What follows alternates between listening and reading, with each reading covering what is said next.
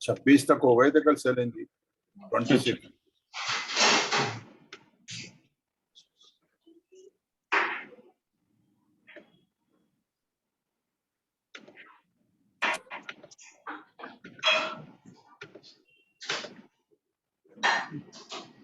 हाँ बस यही है।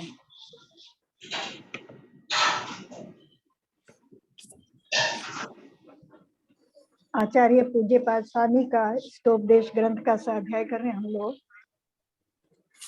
26 हो गए हैं ग्रंथ। वास्तव में जैसा भाई साहब कह रहे थे, मुझे बहुत पसंद है ये ग्रंथ। वास्तव में बहुत सुंदर ग्रंथ है। केवल 51 श्लोक हैं और 51 श्लोक से में आचार्य ने शुरू करके हमें संसार का स्वरूप जैसा हम देखते हैं वैसा नहीं है, ऐसा 20 श्लोकों तक दिखाया। और उसके बाद अब हमें क्या करना है, 21 श्लोक से लेकर के अब हमें वहां तक चल पड़े हैं। केवल 51 श्लोकों में अनंत सुख की प्राप्ति तक पहुंचा दिया है इसमें। इतना सुंदर ग्रंथ है। कल 26 नंबर गाथा हमने पढ़ी थी, एक बार फिर से वहीं से रिवीजन कर लेते हैं। बध्यते मुच्यते जीवः सममो निर्ममः क्रमात् तस्मात् सर्व प्रयत्ने निर्ममत्वं विचिन्तयेत्। जीव ममता भावों से बंधे छूटे समता भाव, अतः जीव सब यत्न कर ध्याये साम्य स्वभाव। ममता भाव वाला और ममता रहित जीव क्रम से बंधता तथा छूटता है। इस कारण सर्व प्रयत्न से निर्ममत्व को ध्यान। उस सुख की प्राप्ति कैसे होगी, या जैसे पहले श्लोक में कह आए थे कि स्वयं ही भगवान परमात्मा स्वरूप को प्राप्त हो गए हैं, अपने आत्म स्वरूप को स्वयं ही प्राप्त हो गए हैं, तो वो स्वयं मुझे क्या करना होगा, उसी को आचार्य यहाँ बता रहे हैं कि ममत्व सहित जीव बंध जाता है और जो ममत्व रहित है वो छूटता है। इसलिए सब प्रयत्नों के द्वारा, सब प्रकार के प्रयत्न जो भी हम करते हैं उस सुख को पाने के लिए, उसमें निर्ममत्व होने का हमें विचार करना चाहिए ना। यहाँ जैसे कल शैलेंद्र जी कह रहे थे कि हमारा जो काम है वो तो ममत्व से शुरू होता है और ममत्व तक ही, सोने के समय तक ममत्व से ही चलता रहता है, तो उसमें निर्ममत्व कैसे होंगे। तो यहाँ पहले आचार्य कहते हैं निर्ममत्व होने के लिए पहले विचार करना पड़ेगा, है ना। क्योंकि जैसा हमारे विचारों में चलेगा वैसा ही हम उसको जीवन में लागू भी कर पाएंगे। अगर विचार में ही कोई वस्तु नहीं होगी तो वो जीवन में लागू भी नहीं हो पाएगी। तो आगे अब 4 श्लोकों में यही बता रहे हैं कि निर्ममत्व होने के लिए मुझे क्या विचार करना चाहिए। तो उन विचारों का यहाँ वर्णन कर रहे हैं आगे। तो 27 नंबर श्लोक ले लेते हैं हम। यहाँ तक तो सबका क्लियर ही है, 26 नंबर तक। जी बहन जी, जी बहन। और ऊपर स्क्रॉल करो, बस ठीक है। एको अहम निर्ममः शुद्धो ज्ञानी योगींद्र गोचरः बाह्य संयोगजा भावा मता सर्वे अपि सर्वथा। योगी गोचर शुद्ध में ज्ञानी निर्ममे संयोगज देहादि सब भिन्न सर्वथा ले। क्या कह रहे हैं, एको अहम, मैं एक हूँ। चिंतन बता रहे हैं कि मुझे निर्ममत्व होने के मार्ग पे चलना है, तो मुझे अपना चिंतन कैसा बनाना होगा। तो कह रहे हैं, सबसे पहले कह रहे हैं एको अहम, मैं एक हूँ। निर्ममः, निर्ममत्व हूँ। शुद्धो, शुद्ध हूँ। ज्ञानी, ज्ञानी हूँ। योगींद्र गोचरः, योगींद्रों के द्वारा, यानी जो योगियों में श्रेष्ठ हैं उनके द्वारा, गोचरः प्रत्यक्ष रूप से देखा और जाना जाता हूँ।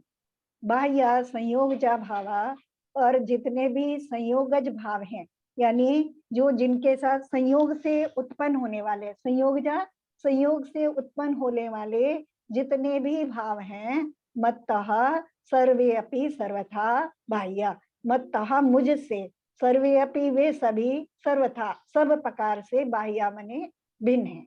सबसे पहले चिंतन दिया आचार्य ने कि मैं एक हूँ, है ना। एकत्व भावना हम सब पढ़ते हैं कि मैं एकाकी, एकत्वलीय सब ही आते, और हम अनुभव भी करते हैं कि हम अकेले उत्पन्न होते हैं, अकेले ही मरते हैं, अकेले सुख दुख को भोगते हैं, और अपना जो हमारा द्रव्य है, क्षेत्र है, काल है, भाव है, जो हमारा परिणमन है, वो अपने में अपने से स्वयं होता रहता है।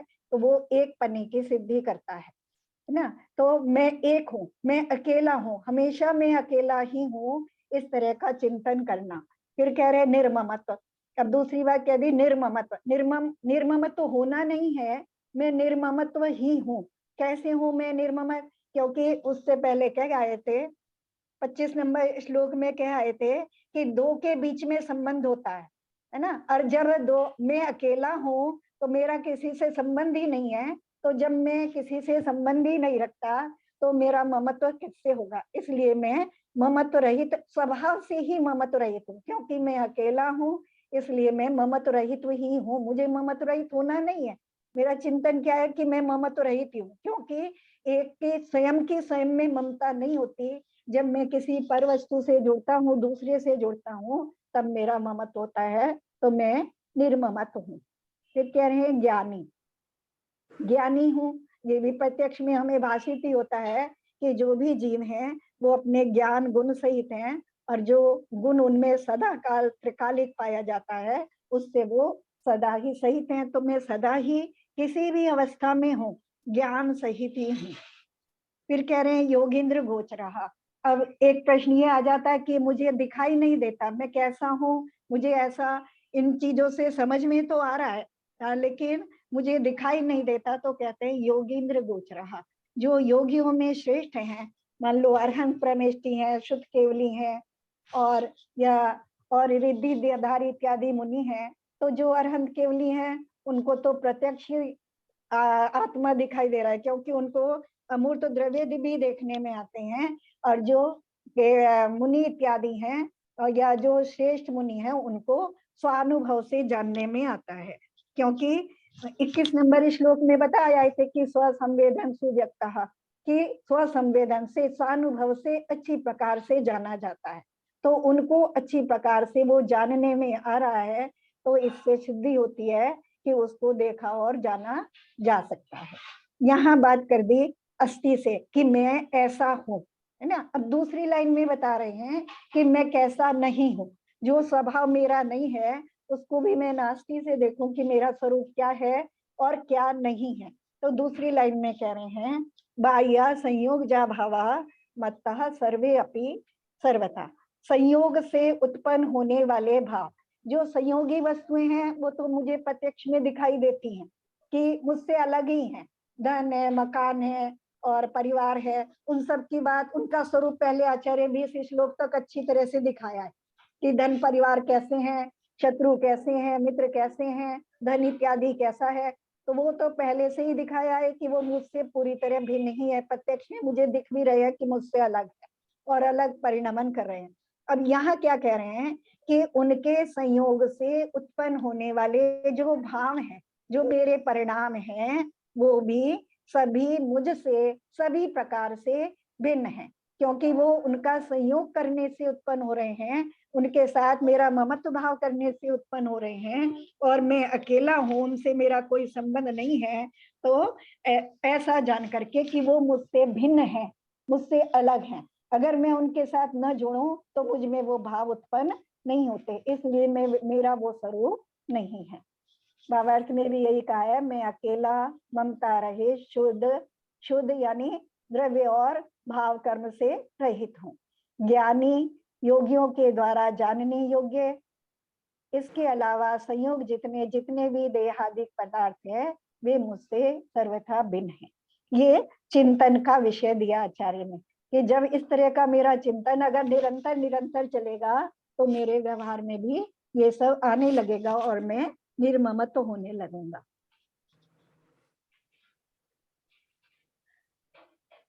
एक अकेला निर्मम हूं मैं, योगी को ही दिखता, शुद्ध शुभ्र हूँ, ज्ञानी होता, ज्ञानामृत को चखता हूँ। माया ममता मोह मान मद संयोग ये भाव अरे भिन्न सर्वथा मुझसे है यूं, इनमें हम समभाव धरूं। उसी को उन्होंने बताया कि मैं अकेला हूँ, निर्ममत हूँ, योगियों को दिखाई देता हूँ, शुद्ध हूँ, शुभ्र हूँ, ज्ञानी हूँ, ज्ञानामृत को चखता हूँ, अपने उस ज्ञान और आनंद का ही स्वाद लेता हूँ। माया, ममता, मोह, मान, मद, ये सब मुझे दूसरे के साथ जुड़ने के बाद उत्पन्न होने वाले मेरे भाव हैं, जो मुझसे सदा भिन्न हैं। और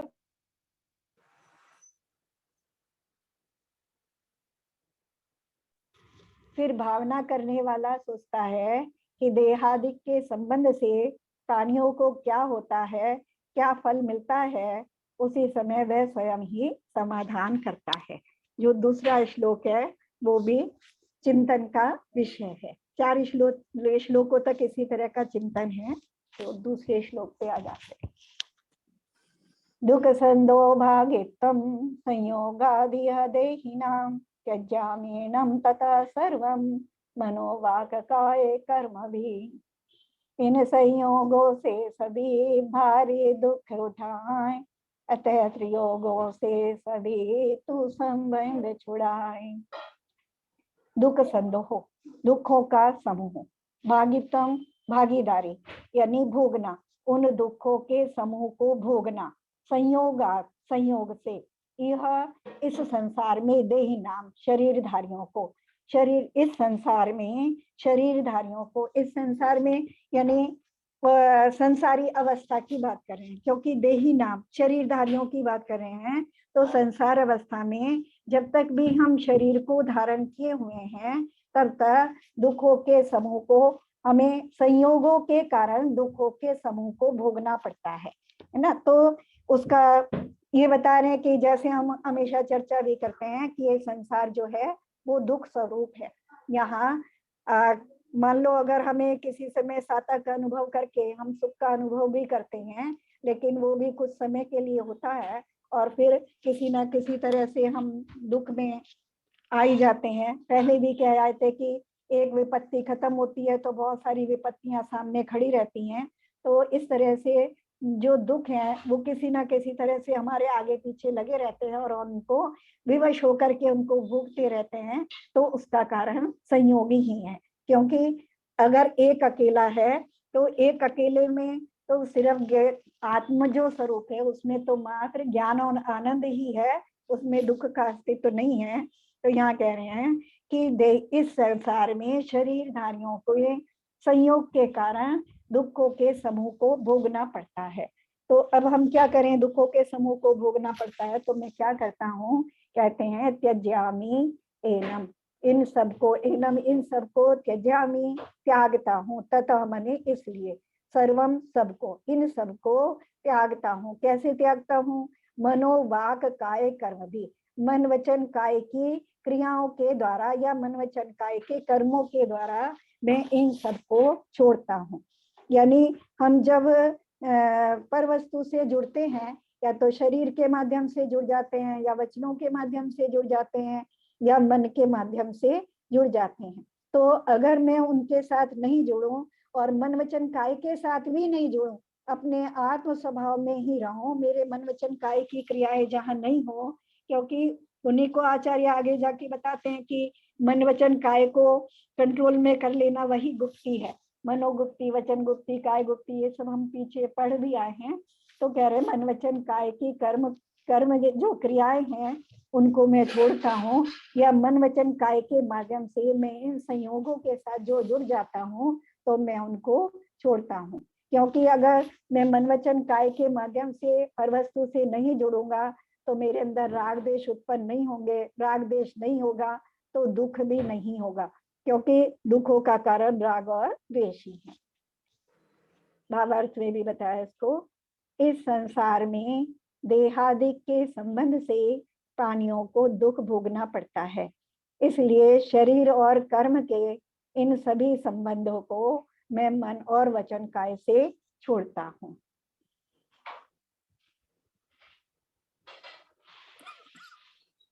थोड़ा सा ऊपर कर लीजिए। इसमें थोड़ा सा ये खुलासा कीजिए, जैसे ये बोला ना जी। कि शरीर और कर्म के, तो मतलब शरीर तो साथ में भी है और कर्म चल ही रहे हैं, हाँ, लेकिन उनसे मतलब लगत मोहम्मद तो छोड़ना है मतलब हाँ, उनसे मतलब हाँ, देखो क्या है कि हमने योग पढ़ा था, है ना? योग पढ़ते हैं ना, मनोयोग, वचन योग, काय योग, है ना?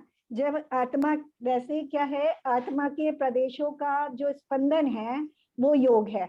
और वो जो हमारे प्रदेशों का स्पंदन, जब आत्मा मन के साथ एकाकार होता है तो मनोयोग होता है, वचनों के साथ एकाकार होता है तो वचन योग होता है, काय के साथ एकाकार होता है। अगर आत्मा अपने आत्मा के चिंतन में लगा है ना, अगर हम मान लो ध्यान में बैठे हैं, थोड़ा सा यहाँ थोड़ी सी ऊपर की बात कर रहे हैं, अभी तो यहाँ चिंतन की बात कर रहे हैं, है ना, कि मुझे ऐसा चिंतन करना है ना, जैसा, और फिर जब ऐसी स्थिति होगी वो तो फिर मार्ग ही बन पड़ेगा, जब ऐसा आचरण में भी आ जाएगा तो। लेकिन यहाँ क्या है कि जैसे जैसे मेरे भाव पर वस्तु के साथ जुड़ते हैं, तो पर वस्तु के साथ जब जुड़ेंगे, या तो मैं शरीर के माध्यम से जुड़ूंगा या वचनों के माध्यम से जुड़ूंगा, है ना। जैसे मान लो अभी हम आपस में यहाँ जुड़े हैं तो अभी वचनों के माध्यम से जुड़े हैं, शरीरों से बहुत दूर हैं, है ना, वचन के माध्यम से जुड़े हैं, या शरीर के साथ जैसे जुड़े हैं, जैसे वस्त्र इत्यादि हैं वो हैं, तो वो शरीर के साथ जुड़े हैं, उनमें मेरा वस्त्रों में राग हो रहा है, आभूषणों में राग हो रहा है, भोजन में राग हो रहा है, तो वहां हम शरीर के साथ जुड़े हैं। और ऐसे जैसे बातें कर रहे हैं तो वचन के हिसाब से वचन से जुड़े हैं। ऐसे ही मन में जिस चीज का हमारा चिंतन चल रहा है तो उसके साथ हम मन से जुड़े हैं। तो इन सब से जैसे जैसे हम जुड़ते हैं वैसे वैसे मेरे आत्मा में उस संबंधी भाव उत्पन्न होते हैं। और उस संबंधी जो भाव उत्पन्न होते हैं वो या तो, क्योंकि पर के साथ जुड़ रहा हूँ, तो या तो वो मुझे अच्छे लगेंगे या बुरे लगेंगे। बुरे लगेंगे तो द्वेष रूप परिणाम होंगे, और अच्छे लगेंगे तो राग रूप परिणाम होंगे, और वो राग देश रूप परिणाम होंगे तो वो दुख रूपी होंगे, क्योंकि वो आगे फिर बंध का कारण होंगे, और जब वो उदय में आएंगे तो फिर वो दुख देने वाले होंगे, है ना। तो तो हम हाँ, हाँ ठीक है, तो हम ये समझ लें कि मतलब हम काम तो वो कर रहे हैं, कपड़े भी पहन रहे हैं, शरीर से वो ये, लेकिन ममत्व का भाव ही छोड़ना है केवल। मतलब हाँ, हमको रिश्तेदारों के साथ में भी रह रहे हैं तो हाँ, रह रहे हैं, उनके साथ में अपना कार्य वो कर रहे हैं, हाँ, वो तो लेकिन वो मुझे मतलब क्या उनसे देखना लगाव है, हाँ, छोड़ना है। हाँ, वो देखो हमें ना अपनी दृष्टि बदलनी है, देखने का तरीका बदलना है, कि जो है वो सब है, वो मुझसे अभी भी अलग है ना। मान लो मैं कपड़े पहने हूँ शरीर पे, वो कपड़े शरीर से अलग है ना, कपड़े शरीर से अलग है, अलग है। लेकिन हम ऐसा देख नहीं पाते। क्या हमारे चिंतन में ऐसा चलता है कि ये मुझसे अलग है ना। मुझे जो दिखता है, मुझे कपड़ों सहित ही अपना शरीर दिख रहा है। जब मैं शीशे में देखूंगा कि मैं अच्छा लग रहा हूँ, उन कपड़ों को देख करके, जिन कपड़ों में देख करके मुझे ऐसा लगेगा कि हाँ मैं इन कपड़ों से अच्छा लग रहा हूँ, ये भाव आते हैं कि ये कपड़े अच्छे लग रहे हैं, ये भाव कहाँ आते हैं हमें। तो हम उनसे जुड़े हुए हैं कि नहीं है। या ये बिल्कुल। खाना अच्छा लग रहा है, या मान लो परिवार ही है वो मुझसे अलग है, प्रत्यक्ष में तो अलग ही है ना, लेकिन हम जुड़े हैं केवल अपने ममत्व भाव से जुड़े हैं। अगर मेरी देखने की दृष्टि ये हो जाए कि ये वस्तुएं मुझसे अलग हैं और अपने अपने रूप में परिणमन कर रही हैं, है ना, अपने स्वयं से परिणमन कर रही हैं, तो मेरी दृष्टि ऐसी हो जाएगी, तो मेरा चिंतन भी ऐसा हो जाएगा, और चिंतन हो जाएगा तो आचरण में आने में समय लगता है ना। लेकिन दृष्टि मुझे दिख सकती है अभी भी कि मैं अलग हूँ, कपड़े अलग हैं, देखने में तो मैं अभी भी ऐसा मान सकता हूँ ना, देखने में अभी भी ऐसा आ रहा है, भले ही कपड़े छूटे नहीं है। तब फिर उससे क्या होगा, धीरे धीरे जब मेरे चिंतन में ये आने लगेगा तो मैं तो जैसा हूँ वैसा ही हूँ। तो अब कपड़े 19-20 है तो मुझे कोई फर्क नहीं पड़ता, है ना। बहुत बढ़िया क्वालिटी के हैं तो फर्क नहीं पड़ता, हल्की क्वालिटी के हैं तो कोई फर्क नहीं पड़ता, क्योंकि जैसे हैं वैसे हैं, है ना। उनका प्रयोजन क्या हो रहा है कि बस शरीर को ढकने का हो रहा है, तो वहां मुझे वो सब वैसे दिखाई देने लगता है। तो जैसे जैसा मेरा चिंतन ऐसे बनने लगता है तो मेरा निर्ममत्व भाव अपने अपने आप ही बढ़ने लगता है, उसमें मुझे निर्ममत्व भाव करना नहीं पड़ता, होने लगता है। तो जैसे आपने कपड़ों का उदाहरण दिया, वैसे ही यदि हमारे परिवार में कोई जी, बच्चा है, बेटा है, पत्नी है, बेटी है, यदि वो बहुत अच्छा कार्य करते हैं, अच्छे आगे बढ़ते हैं, तो हम खुश होते हैं और अपना मानते हैं और बुरा करते हैं तो दुखी होते हैं, तो वो ममत्व छोड़ने का भी वैसे ही भाव हो जाना चाहिए। हाँ, वो भाव कैसे बनेगा वो, कि हम उनको देखें कि वो स्वतंत्र द्रव्य है, उसका क्षेत्र अलग। ऊपर क्या क्या है ना पहले वाले श्लोक में, सर्वे अपि, सभी, सभी में सब कुछ आ गया संसार का, एक मेरे अपने आत्म द्रव्य के अलावा सब आ गए, इवन भगवान भी आ गए, देवशास्त्र गुरु भी आ गए, सब आ गए, सभी, सभी में सब आ गए। अब दूसरी बात कही उन्होंने, सर्वथा, सर्वथा मतलब सब प्रकार से, उनका द्रव्य अलग, उनका क्षेत्र अलग, उनका काल यानी उनका परिणामन अलग, उनके भाव अलग, तो सब कुछ अलग है मुझसे। मेरा द्रव्य अपना अलग है, असंख्यात प्रदेशों से मैं अपना स्वयं का मेरा परिणामन अलग है, मेरा जिस क्षेत्र को मैं घेरा हूँ वो अलग है, जो शरीर के जो परमाणु, कर्म के परमाणु वो मेरे अलग हैं, उनके अलग हैं, उनका परिणाम वो पता नहीं कहाँ से आए हैं, उनको पता नहीं कहाँ जाना है ना, उनको मुझे कौन से सुख दुख होने हैं, मेरे शरीर में कौन से रोग इत्यादि होने, उनके शरीर में कौन से होने, तो वो सर्वथा सब प्रकार से भिन्न है। ऐसी जब मैं दृष्टि बनाऊंगा तो फिर उनके परिणाम से मुझे विशेष दुख सुख नहीं होगा, है ना। जब तक मेरी राग अवस्था रहेगी, जब तक मेरा चिंतन राग रूप देश रूप रहेगा तब तक थोड़ा होगा, लेकिन अगर मेरा चिंतन ऐसा होगा तो वो राग देश कम होने लगेंगे और मुझे बहुत अधिक प्रसन्नता या बहुत अधिक दुख नहीं होगा फिर उस तरह से। बहुत बढ़िया, बहुत अच्छे से आपने इसका विचार रखा, बहुत अच्छा लगा। तो ये भी हो गया ना, दूसरा क्लियर हो गया। पद पढ़ दीजिए। हाँ, इसका पद्य रह गया। असहनीय दुखों का फल है यह संसारी बना हुआ, संयोगज भावों का फल है रागाधिक में सना हुआ।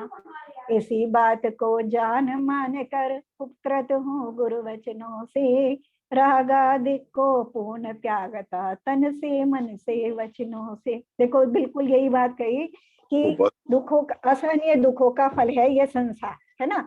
संसारी जब तक हम बने हैं, और वो संसारी क्यों बने हैं, संयोगज भावों के कारण, संयोग से उत्पन्न होने वाले भावों के कारण हम संसारी बने हैं और उसी से रागाधिक उत्पन्न हो रहे हैं। इस बात को जान करके, ऐसे गुरु के वचनों से जब मैंने ये बात जानी है तो मैं उपकृत हो गया हूँ और मैं अब इन रागाधिक को पूर्ण रूप से त्याग करूं। जिस समय मैं चिंतन करूं, है ना, अभी यहाँ क्या चल रहा है हमारा, मैंने बताया 4 श्लोकों तक आचार्य ने चिंतन की बात करी है कि जब मेरा चिंतन ऐसा चलने लगेगा तब मैं अगले कदम पे पहुंचूंगा।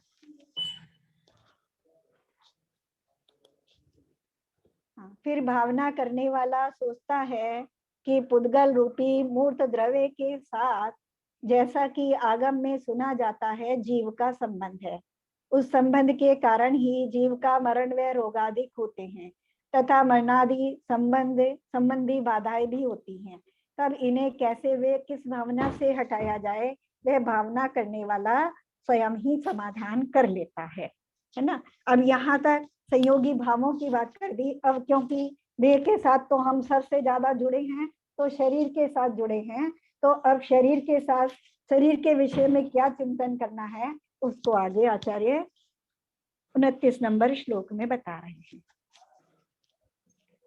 न मे मृत्यु कुतो भीतिर, न मयि व्याधि कुतो व्यथा, न हम बालो न वृद्धो अहम, न युवतानि पुद्गले। दुख कहाँ जब रोग ना, मरण फिर ना फिर क्यों भी, बाल युवा नहीं वृद्ध में सब पुद्गल परती। कह रहे हैं ना में मृत्यु, मेरी मृत्यु नहीं है, क्योंकि हमने जाना कि हर द्रव्य शाश्वत है, नाशवान नहीं है, तो मैं भी एक जीव द्रव्य हूँ और मेरा अस्तित्व कभी भी समाप्त नहीं होता, ना मैं कभी उत्पन्न हुआ और न कभी मरता हूँ। तो उस अपेक्षा से, क्योंकि मैं शरीर से भिन्न एक आत्म द्रव्य हूँ और मेरी मृत्यु नहीं होती, तो कुतो भीतिर, तो उसमें भय किस बात का, भीतिर मतलब भय, किस बात का भय। न मैं व्याधि, न मुझे रोग होता है, क्योंकि आत्मा के रोग तो क्या है, आत्मा के रोग तो राग द्वेष रूप परिणाम है ना, वो आत्मा का रोग है। लेकिन ये जो जन्म मरण है ये तो शरीर की जो परमाणु है उनका परिणमन है, ना, तो कुतो व्यथा, तो उसमें व्यथा की क्या बात है, यानी दुख करने की क्या बात है, उसमें दुख करने की कोई बात ही नहीं है। और ना हम बालो, न मैं बालक हूँ, न वृद्ध हो, न वृद्ध हूँ, न युवा, न युवा हूँ। ये तानी पुद्गले, ये सब अवस्थाएं, यानी जन्म मरण की अवस्था है, या दुख की अवस्था है, या बालकपना है, वृद्धपना है, या युवापना है, ये सब पुद्गल की अवस्थाएं हैं। ये सब पुद्गल की अवस्थाएं हैं, जिनको संबंध के कारण से मैं अपनी मान रहा हूँ। तो इस चिंतन के माध्यम से मैं शरीर से अपने आप को अलग कर सकता हूँ। मेरी मृत्यु नहीं होती, इसलिए मुझे भय का कोई कारण नहीं है। मुझे व्याधि नहीं होती, अतः मेरे लिए पीड़ा का भी कोई कारण नहीं है। मैं बालक नहीं होता, बूढ़ा नहीं होता, जवान नहीं होता। ये सब स्थितियां पौद्गलिक शरीर में ही घटित हैं। तो ये तो सरल ही है, इसमें कुछ नहीं है अलग से। ऊपर ले लीजिए शैलेंद्र जी, जरा ऊपर करिए।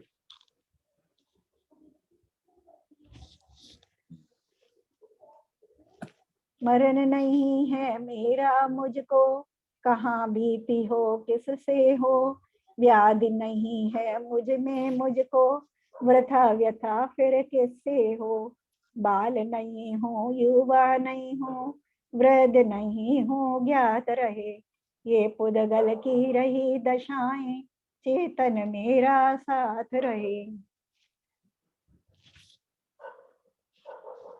फिर भी भावना करने वाला खुद शंका करता है कि यदि कही हुई नीति के अनुसार मुझे भय आदि न होवे ना सही, परंतु जो जन्म से लगाकर अपनाई गई थी, और भले ही जिन्हें मैंने भेद भावना के बल से छोड़ दिया है, ऐसी देहादिक वस्तुएं चिरकाल के अभ्यस्त अभेद संस्कार के वश से पश्चाताप करने वाली हो सकती हैं कि अपनी इन चीजों को मैंने क्यों छोड़ दिया। भावक अर्थात भावना करने वाला स्वयं ही प्रतिबुद्ध हो सोचता है कि नहीं, ऐसा नहीं हो सकता। पहले श्लोक में आचार्य ने जहाँ चिंतन की बात करी, तो वहां पहले बताया कि मेरा स्वरूप क्या है, कि एको अहम निर्मम शुद्धो ज्ञानी योगींद्र गोचर है ना, और जो बाह्य संयोगज भाव है वो मुझसे भिन्न है। फिर दूसरे श्लोक में उन बाह्य संयोगज जो भाव हैं उनके कारण स्थिति को बताया कि उनके कारण मुझे क्या हो रहा है कि दुखों के समूह को भोगना पड़ रहा है। फिर उसके बाद क्योंकि देह के साथ अधिक निकटता है, तो मैं देह से किस प्रकार भिन्न हूँ, और देह के कारण होने वाली मेरी अवस्थाएं भी मुझसे अलग है, वो मेरे स्वरूप नहीं है। इस सब का चिंतन करने के बाद अगर मैं त्याग के पथ पे चल पड़ा है ना, मुझे समझ में आ गया और मैंने उनसे विरक्ति को धारण कर लिया, तो उसके बाद भी उन सबको छोड़ करके क्या मुझे अगर किसी समय ऐसा लगता है कि नहीं ये मैंने छोड़ करके कुछ गलती की है, तो उस समय भी जीव को अगर कैसा हमें भी लगता है अरे कैसे छोड़ा जा सकता है, इतना छोड़ना सरल तो नहीं है, तो उसको इस श्लोक में आगे बता रहे हैं कि उसके बारे में मुझे क्या चिंतन करना चाहिए। भुक्तो जिता मुहुर्मोहान मया सर्वे अपि पुद्गला उच्छिष्टे सुविवते स्वध्य मम विज्ञस्य का स्पहा। पुद्गल सारे मोह से भोग भोग तज दीन, अब क्यों मैं उस वमन से करूं राग होली। कह रहे हैं भुक्तो उज्जिता, भुक्त उज्जिता भोग कर छोड़ दिए गए हैं। मूर मने बार बार, मोहन मने मुह के कारण, मया मेरे द्वारा, सर्वे अपि पुद्गल, सभी पुद्गल, संसार के जितने भी पुद्गल पदार्थ हैं वो मेरे द्वारा मोह के कारण बार बार भोग कर छोड़ दिए गए हैं। उच्छिष्टेषु इव, जो उच्छिष्ट के समान, यानी जो हम झूठन के समान या उल्टी पलटी जो कर देते हैं उसके समान, तेसु अध्य, उनमें उन भोगों में, अध्य मने आज, मम या अब, मुझ विज्ञ से मुझ ज्ञानी की का स्पृहा, क्या इच्छा क्या अभिलाषा हो सकती है। क्या कह रहे हैं कि संसार के जितने भी पुद्गल हैं, क्योंकि हम जब भी किसी चीज से जुड़ रहे हैं इंद्रियों के माध्यम से जुड़ते हैं, है ना, वो सब इंद्रियों के भोग हैं। तो जो इंद्रियों के भोग हैं वो कोई भी ऐसा भोग संसार का नहीं है जो मैंने अनंतों बार न भोगा हो, है ना। उदाहरण के लिए ही देख लें, अगर आज मैंने कोई भोजन किया है, आज जो कुछ भी मैंने खाया अगर इसी भव में लगाएं तो उस भोजन को मैंने अब तक कितनी बार कर लिया होगा।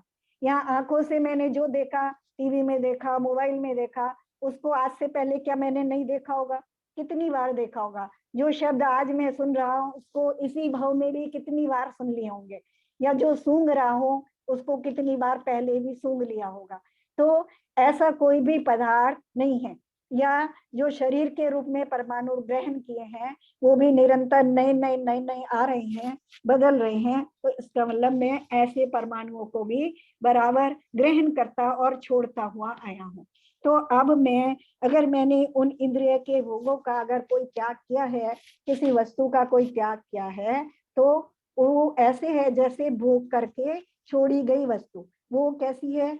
उच्छिष्ट के समान है, झूठन के समान है, मल के समान है। तो अब उन विषयों में मेरा जो राग है वो क्यों उत्पन्न हो, यानी मुझे उनके प्रति अब इच्छा या अभिलाषा क्यों उत्पन्न हो। ऐसे चिंतन से, ऐसे चिंतन के माध्यम से मैं उनसे अपने आप को अलग कर सकता हूँ। अगर उनमें मेरा, उन चीजों के प्रति मेरा फिर भी राग जा रहा है तो मैं उनसे अपने आप को अलग कर सकता हूँ और अपने भावों में समता परिणाम ला सकता हूँ। तो इस तरह का चिंतन मुझे उस मार्ग पे बढ़ा देगा, निर्ममत्व होने के मार्ग पे बढ़ा देगा। मोह भाव जी, से, लेकिन बहन जी इसमें ये कंडीशन डाल दी ना कि उन पदगलों में मुझे बुद्धिमान की अभिलाषा कैसे हो, मतलब अगर बुद्धिमान हूँ तो अभिलाषा नहीं होगी। अभी तो देखो, अब अब बुद्धिमान तो है नहीं इस स्थिति में अभी नहीं, तो हम। क्यों नहीं है? देखो 20 श्लोक होता है, जो जो भी शिष्य के माध्यम से हमने प्रश्न किए, है ना, वहां हमें दिखाया कि धन का स्वरूप क्या है ना, धन की क्या आवश्यकता है, धन का स्वरूप क्या है, वो कैसे दुख का देने वाला है, परिवार है वो कैसे दुख का देने वाला है, शत्रु है वो मुझसे किस प्रकार से भिन्न है ना। और जिसको वस्तु का ऐसा स्वरूप समझ में आ गया, उसी का आगे प्रश्न हुआ कि वो आत्मा जो मैं हूँ वो कैसा है ना। तो उसको आचार्य ने 21 नंबर श्लोक में बता दिया, स्वसंवेदन सुव्यक्त तनु, सुव्यक्त तनु मात्रो निरत्यय, यानी जहाँ वो अपना स्वरूप दिखा करके, और फिर साथ में ये भी बता दिया कि जो ममता सहित है वो बंधता है, जो ममता रहित है वो छूटता है। तो यहाँ तक जब वो मुझे ले आए, यहाँ तक मुझे समझ में आ गया, तो मैं यहाँ तक आने पे ज्ञानी हो गया, क्योंकि मुझे भेद विज्ञान हो गया कि जो वस्तुएं मुझसे अलग हैं वो कैसी हैं, जो मैं हूँ वो कैसा हूँ, है ना। और अब क्योंकि अब यहाँ तक तो दर्शन और ज्ञान यहाँ तक हो गया, अब तो यहाँ जो निर्ममत होने की बात कर रहे हैं वो चारित्र की बात कर रहे हैं, है ना, कि क्योंकि चारित्र कठिनता से होता है, चीजें हमें हमें समझ में आ जाती हैं, जो हमें बताई गई वो हमें समझ में आ जाती हैं, और तर्क से, अपनी बुद्धि से, अपने सूक्ष्म ज्ञान से हम निर्णय भी कर लेते हैं कि हाँ ये सही है, ऐसा हमने निर्णय भी कर लिया, ऐसा मान भी लिया हमने। लेकिन उनको अपने जीवन में लागू करना हमारे लिए कठिन है, क्योंकि हमारे अनादिकाल के संस्कार पड़े हुए हैं, है ना। तो उसी को कह रहे हैं। तो सबसे पहले आचार्य ने बता दिया कि देखो, अगर मुक्त होना है, सुखी होना है, तो निर्ममत्व होना पड़ेगा। अब पहले, सबसे पहले हमें क्या करना है, क्योंकि हम भाव रूप है, हम आचरण में तुरंत नहीं ला सकते अगर हम भावों में मजबूत नहीं है। अगर हम भावों में मजबूत हैं तब उसको हम अपने आचरण में ला सकते हैं, और भावों के में मजबूत होने के लिए मुझे उसका चिंतन करना पड़ेगा, है ना। अगर मुझे कोई परीक्षा देनी है और उसमें मुझे 100% मार्क्स लाने हैं, तो मुझे साल भर तक पढ़ना पड़ेगा, है ना। पहले उस विषय को समझना पड़ेगा और फिर उसको अपने दिमाग में बिठाना भी पड़ेगा। तो अभी दिमाग में बिठाने की बात चल रही है, और जब वो मेरे दिमाग में बैठ जाएगा तो मेरे आचरण में आ जाएगा कि नहीं आ जाएगा।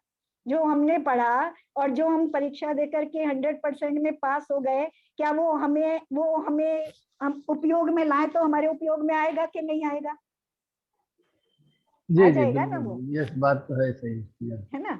तो अभी यहाँ बात कर रहे हैं कि इस तरह का चिंतन अगर मैं लगातार लगातार बराबर बराबर करता चला जाता हूँ, तो वो चिंतन एक दिन मेरे आचरण में आने लगेगा, मेरे अंदर निर्ममत्वपना आने लगेगा। आखिर में वहां ले जाएंगे, बिल्कुल अनंत सुख तक ले जाएंगे। कि सबसे पहले जो श्लोक का ना कि स्वयं आत्मा की प्राप्ति कैसे हो गई और सारे कर्म कैसे खत्म हो गए, 51 श्लोकों में संस्कृत के श्लोक है। तो हमने अपनी क्लास में ना इसको बिल्कुल शब्दार्थ के साथ पूरा अपनी लेडीज वाली क्लास में हमने पढ़ा था, काफी लोगों को तो याद भी हो गया। और मैं तो जब भी इसका स्वाध्याय करती हूँ बस संस्कृत के श्लोक पढ़ लेती हूँ, 15 मिनट में पढ़ लो तो 15 मिनट में पूरा स्वाध्याय हो जाता है। और मुझे वास्तव में ये ग्रंथ इतना पसंद है कि ऐसे लगता है कि पूरा स्वाध्याय हो गया और पूरा आनंद आ गया, और हमें शुरू से बहुत लेकर सरल के भाषा अंत में, तक ले गया आचार्य। बहुत बढ़िया, सरल बहुत भाषा में। लेकिन ये बहुत 15 मिनट जब आएंगे जब ऐसा आचरण, ऐसा चिंतन चालू हो जाएगा। हाँ नहीं चिंतन, तो बस हाँ अगर मैं 5 मिनट बैठ करके भी मान लो चिंतन कर रहा हूँ, ध्यान कर रहा हूँ, तो मैं इन चारों श्लोकों का जो भाव है या श्लोक है, मुझे श्लोक याद हो जाते हैं तो मैं वैसा श्लोक से चिंतन करूं तो मुझे भाव आने लगेंगे। या मैं उन भावों का अगर चिंतन करूं, अगर मैंने 5 मिनट 10 मिनट भी ऐसा चिंतन किया तो अंदर में मुझे चीजें ऐसी लगने लगेंगी। और मुझे जो बाहर की जब परिस्थितियां होंगी तो अगर मुझे राग द्वेष उत्पन्न भी होंगे, एक तो वो हल्की मात्रा में होंगे और थोड़े समय के लिए होंगे, तो परिवर्तन आने लगता है फिर। आंटी इसमें ये जो है ये सम्यक दृष्टि के हिसाब से बताया गया है या सम्यक दृष्टि होने के लिए ये बताया गया है? देखो सम्यक दर्शन जो है एक ऐसी स्थिति है, उसमें जो मेरा पुरुषार्थ चलता है वो तो वस्तु को जानने रूप ही चलेगा, है ना। सम्यक दर्शन होना वो स्वयं की अपनी अवस्था है। जैसे मान लो मुझे तो अपनी रसोई में से उदाहरण याद आती है, वही मेरे सामने रहती है कि रोटी कैसी बनेगी। मेरा पुरुषार्थ तो रोटी बनाने का है कि मैंने आटा बना लिया, रोटी सेकना शुरू कर दिया, सब कुछ कर लिया। मैं अपना पुरुषार्थ वहां जितना कर रहा हूँ उतना कर रहा हूँ, लेकिन रोटी को जैसा बनना है वो वैसी अपने आप स्वयं बनेगी। तो मेरा पुरुषार्थ तो उसी दिशा में है जहां से मैंने बाहर की चीजों को अपने से भिन्न देखना शुरू किया, है ना, और अपने आप को अपने रूप देखना, अपने स्वरूप को अपने रूप देखना शुरू किया, वहां से मेरा पुरुषार्थ चालू हो गया। और उस स्थिति में सम्यक दर्शन स्वयं हो जाता है, उसके लिए मुझे अलग से कुछ नहीं करना पड़ता। तो उस स्थिति में अगर नहीं भी हुआ तब भी ऐसा तो नहीं है कि ये चिंतन मैं करूंगा तो इससे मेरा कुछ नुकसान होगा, इससे मेरा नुकसान नहीं होगा। इससे मेरे राग देश के परिणामों में कमी आएगी, मेरी कषायों में कमी आएगी और मेरी सरलता बनेगी। कर्म का बंध अपने आप ढीला हो जाएगा। जब कर्म का बंध ढीला होगा तो मिथ्यात्व का बंध भी अपने आप ढीला हो जाएगा, और जब मिथ्यात्व का बंध ढीला होगा तो उसको छोड़ना भी आसान होगा, उसका टूटना भी आसान होगा। मुझे तो ऐसा ही समझ में आता है। नहीं तो ये तो बिल्कुल साधन है ना, उसके लिए सम्यक दर्शन करने के लिए साधन है। सम्यक देखो, सम्यक जो सम्यक दृष्टि करेगा तो उसको तो ये सब सहज होगा, सही है ना, उसका ये सब सहज होने लगेगा। और मैं जब तक सम्यक दर्शन नहीं हो रहा है तब तक मैं इसको करूंगा तो मुझे लगेगा मैं प्रयत्न पूर्वक कर रहा हूँ, बस इतना अंतर होगा। नहीं सही है। मेरे को इसलिए क्वेश्चन हुआ था क्योंकि वहां पे वो ललित अंकल ने जैसे पूछा था, वहां पे बुद्धिमान लिखा हुआ था, तो वो बुद्धिमान किस दृष्टि से लिखा हुआ है? वो सम्यक दृष्टि के हाँ, हिसाब से बुद्धिमान लिखा हुआ है या देखो, श्रावक के हिसाब से लिखा आपकी हुआ है? बात सही है। अगर हम बुद्धिमान कहेंगे तो जहाँ देखो, जब आचार्य संबोधन करते हैं तो ज्ञानी संबोधन करते हैं कई बार। तो ज्ञानी जब संबोधन करते हैं तो अब ज्ञान को अपेक्षा से लिया जाएगा, है ना। जहाँ ज्ञान की बात कर रहे हैं तो केवल ज्ञानी है वो तो उत्कृष्ट ज्ञानी है, जिनको केवल ज्ञान हो गया, उनका ज्ञान पूरी तरह से खुल गया, है ना। और जो सम्यक दृष्टि हो गए हैं उनका ज्ञान अलग तरह का हो गया थोड़ा सा। और लेकिन जो सम्यक दृष्टि नहीं हुए, क्या वो भी ज्ञान से रहित है क्या? है ना, नहीं, वो तो ज्ञान स्वभाव तो है, आत्मा ज्ञान का तो स्वभाव ही है ना। और बुद्धिमान, जहाँ बुद्धिमान सम्यक दृष्टि को तो बुद्धिमान कहेंगे ही कहेंगे, लेकिन जो अपने स्वरूप को जानने का पुरुषार्थ कर रहा है या जिसको अपने स्वरूप को समझने की जिसमें योग्यता है ना, वो भी बुद्धिमान है। अगर हम 4 इंद्रिय तक के जीवों को लेंगे या असेनी पंचेंद्रिय को लेंगे तो वहां हम उन्हें बुद्धिमान नहीं कह सकते, क्योंकि उनमें प्रयोजन भूत को समझने की योग्यता नहीं, है ना। तो जब हम अपेक्षा लगाएंगे, क्योंकि अपना जो ग्रंथ है वहाँ आचार्य सभी अपेक्षाओं से कथन करते हैं, तो हम अपेक्षा लगा लेंगे कि अगर हमें जो हमारा प्रयोजन सिद्धि के लिए है, तो वहाँ हम लौकिक में देखें तो जो पढ़ा लिखा है उसे कहेंगे बुद्धिमान है ना। जो कहीं बिना पढ़ा लिखा है लेकिन व्यवहार कुशलता बहुत है, व्यापार कर रहा है, बिल्कुल भी पढ़ा लिखा नहीं है और सेठ बन के बैठा, तो उसे भी हम बुद्धिमान कहेंगे। तो वहाँ ऐसे ही अपेक्षाएं हैं जहाँ मुझे अपने स्वरूप का निर्णय करने की योग्यता जहाँ आ रही है और जहाँ मेरी ऐसी रुचि हो रही है, तो वहाँ उस अपेक्षा से मैं भी बुद्धिमान हूँ।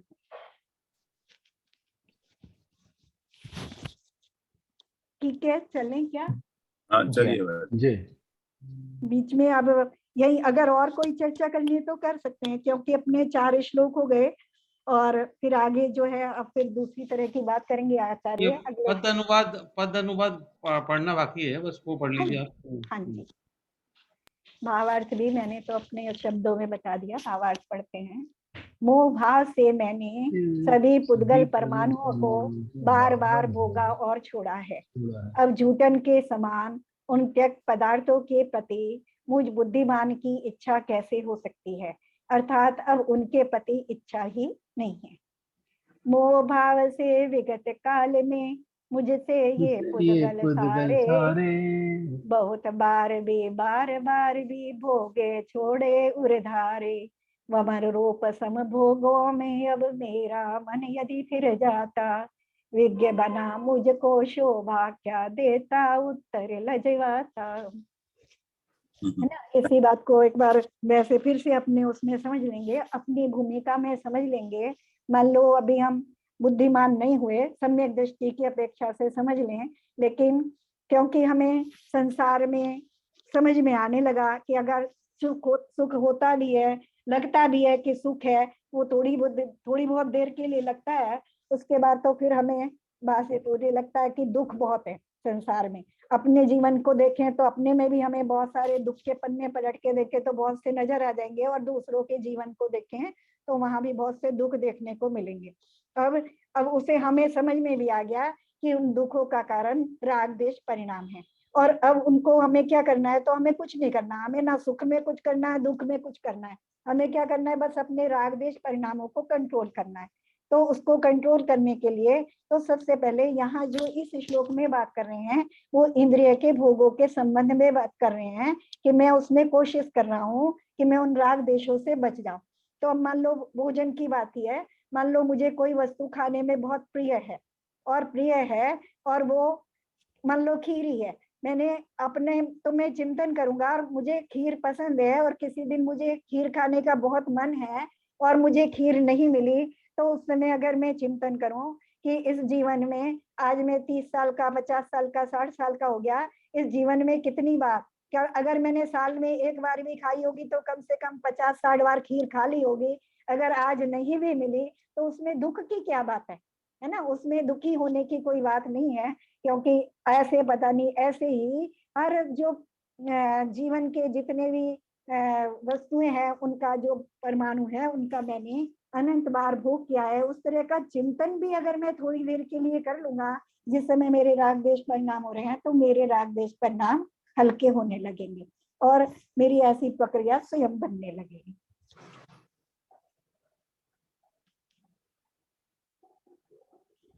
मेरे ख्याल से इतना ही बस ले लेते हैं, फिर कल दूसरा ले लेंगे। चलिए ललित जी जिनवाणी स्तुति कराएंगे, अनम्यूट कर लीजिए। इसके ना ये वो उसपे हमने पूरा पढ़ा है तो उसके वीडियो भी डले हैं, अगर किसी को देखना तो वो तो हमारे क्लास की तरह रहते हैं, हम एक दिन में 2 ही श्लोक लेते थे, अगर किसको डिटेल में अगर देखना हो तो वहाँ वीडियो में मिल जाएगा। अच्छा ग्रंथ है, पढ़ोगे तो अच्छा लगेगा। आपने बहुत सरल भाषा में एक्सप्लेन किया, कुछ करने की जरूरत नहीं पड़ी, बहुत अच्छा। चलिए ललित जी। मिथ्यातम नाश वेको ज्ञान के प्रकाश वेको अपर भास वेको भानु सी बखानी है। छहों द्रव्य जान वेको बंध विधि भान वेको स्वपर पिछान वेको परम प्रमाणी है। अनुभव बताए वे को जीव के जताए वे को काहू न सताए वे को भव्य और आनी है। जहाँ तहाँ तार वे को पार के उतार वे को सुख विस्तार वे को यही जिन वाणी है। हे जिनवाणी भारती तो है जपू दिन रैन, जो तेरी शरण गए सो पावे सुख चैन। जिनवाणी के ज्ञान से सूझे लोकालो, तो वाणी मस्तक धरो सदा देते हैं धो, सदा देते हैं धो। जिनवाणी माता की जय। नमोकार।